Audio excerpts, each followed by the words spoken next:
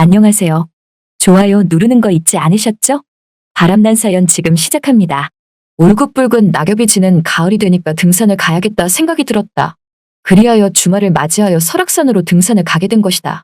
늘 주로 혼자 등산을 다니는 편이라 이번에도 홀로 등산을 하게 되었는데 어느덧 완연한 가을이 되니까 문전성시를 이루며 설악산으로 향하는 사람들이 많은 듯 보인다. 터미널에서 고속버스를 타고 창가 쪽 자리에 앉았는데 등산 모자를 쓰고 배낭을 맨 아줌마가 내 옆자리에 앉는다. 보니까 이 아줌마도 홀로 등산을 떠나는 것처럼 보였다. 나이는 50대 중반쯤으로 보이는데 분냄새가 정말 많이 났다.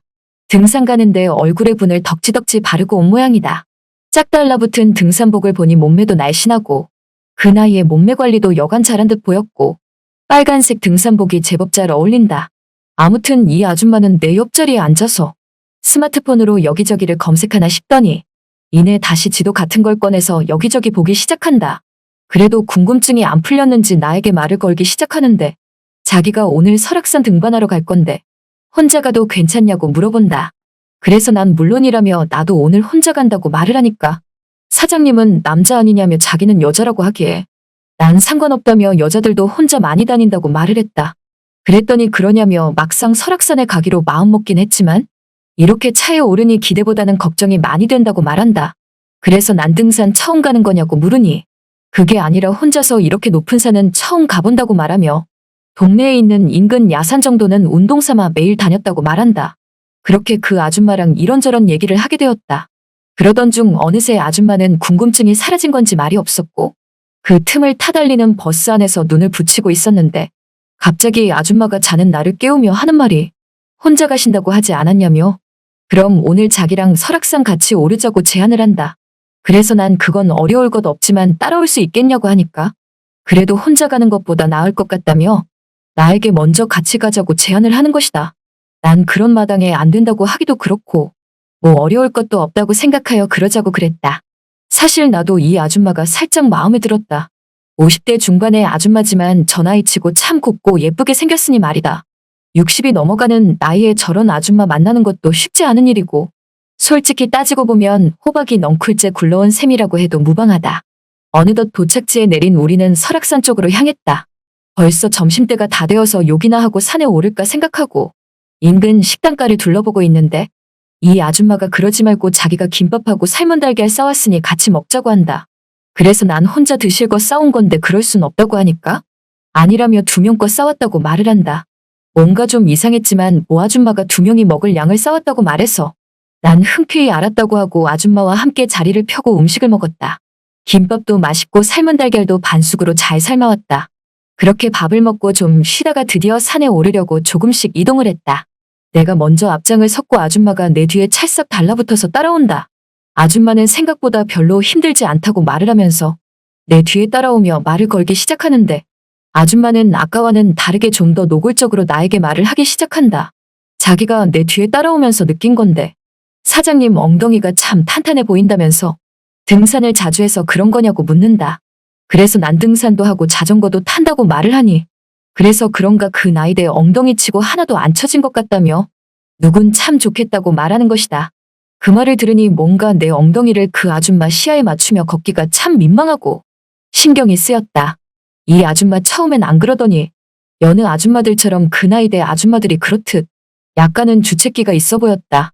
난 안 되겠다 생각하여 아줌마에게 이제부터 좀 가파르게 시작되는 비탈진 곳이어서 위험할지 모르니 아주머니가 앞장서서 가시고 내가 뒤에 가겠다고 하니까 알겠다며 그 아줌마가 앞장서서 간다. 얼마나 갔을까? 아줌마가 힘들어하는 모습이 보이기 시작한다. 나보고 대체 언제까지 올라가야 하냐고 물어보기에 조금만 가면 쉬는 곳 있으니 거기서 쉬었다 가자고 말했다. 아줌마는 다시 힘을 내기 시작했다. 그런데 그때였다.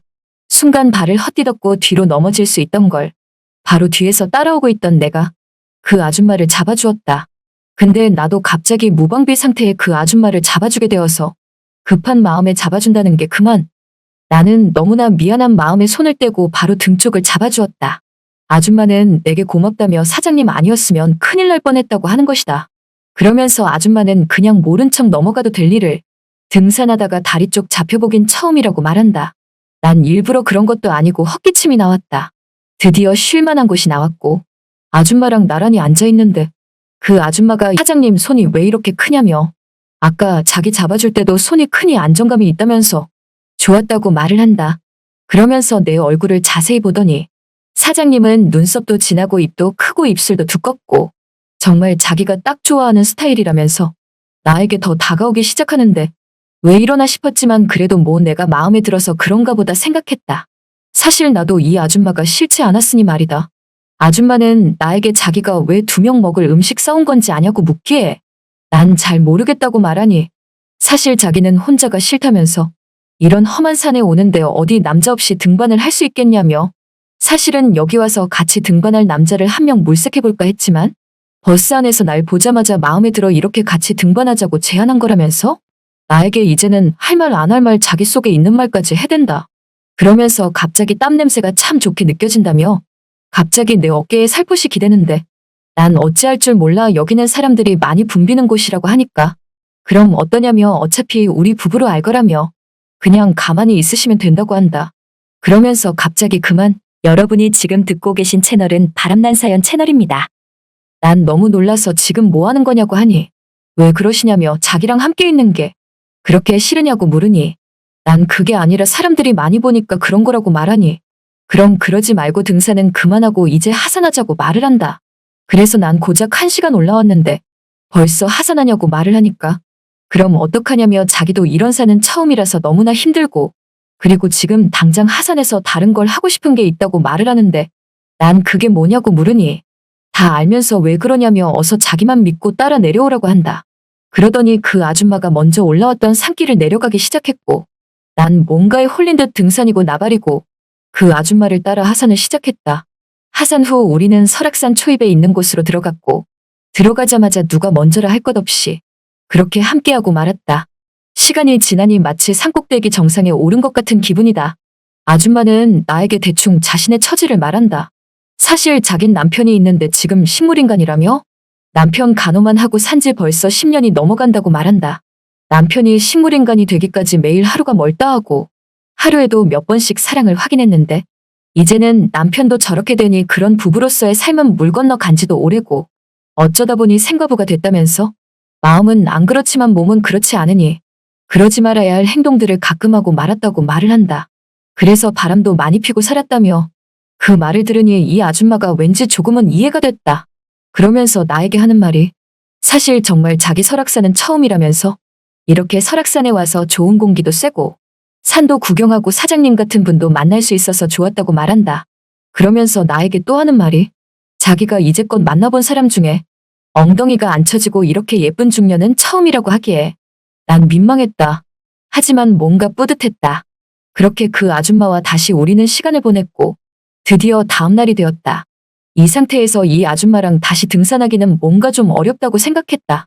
그런데 그걸 또 이 아줌마도 알았는지 아줌마는 이제 자기 서울로 가봐야겠다면서 사장님과 보낸 시간들 잊지 못할 것이라고 말한다. 난 뭔가 아쉬운 마음에 연락처를 달라고 했지만 자기는 이렇게 만난 사람들에게 연락처를 한 번도 준 적이 없다고 한다. 그래서 난 알았다며 아쉽게 뒤돌아서려고 하는데 갑자기 아줌마가 내 품에 안기는 것이다. 내 품에 안긴 아줌마는 살짝 눈물을 보이며 사장님이 그리울 것 같다면서 언제 어디서나 잊지 않고 그리워할 것이라 말한다. 그렇게 말할 거면 그냥 연락처나 주지 왜 안 주나 싶었지만 뭐 당연한 이유가 있으니 그렇겠다 싶었다. 그 후 집에 돌아와 입고 갈 등산복을 세탁하려는 순간 주머니에서 쪽지 하나를 발견했다. 보니까 모르는 연락처였다. 아무리 생각해도 이 연락처는 그 아줌마께 분명해 보였다. 난 쪽지에 적혀있는 그 연락처로 전화를 하니 사장님 전화를 기다렸다면서 이번 주 주말에 다시 또 설악산에 가자고 한다. 그래서 난 이번 주 주말엔 설악산이 아니라 지리산에 갈 예정이라고 하니까 어디든 좋다며 자기도 나랑 산에 가고 싶다고 말한다. 그 말을 들은 난 이번엔 정말 산 정상에 오를 거라고 말하니 아줌마가 정색을 하며 자기도 산에 오를 거라며 그냥 같이 따라가서 등산만 할 것이라 말하길래 난 그런데 어떻게 전화번호를 준 거냐고 물으니 사실 정말 전화번호를 아무나 안 주지만 사장님은 너무나 마음에 들었었다며 또 만나고 싶은 마음에 들인 거라고 말한다. 그러면서 자기가 싫으냐고 묻기에 난 아니라며 좋다고 하니까 그럼 잘 된 거 아니냐면서 이번 주 주말에 지리산 함께 가자고 한다. 그리하여 다음 주말에 만난 우리는 지리산에 올랐는데 이 아줌마 지리산 1시간 정도 오르더니 또 힘들다며 하산하자고 보챈다. 그래서 난 할 수 없이 그 아줌마와 하산을 선택했고 그 뒤는 뭐 상상에 맡기겠다. 이 아줌마랑 알고 지내는 이상 산을 제대로 타긴 글렀다. 다음번 등산엔 혼자 갈 건지 같이 갈 건지 벌써부터 고민이 된다.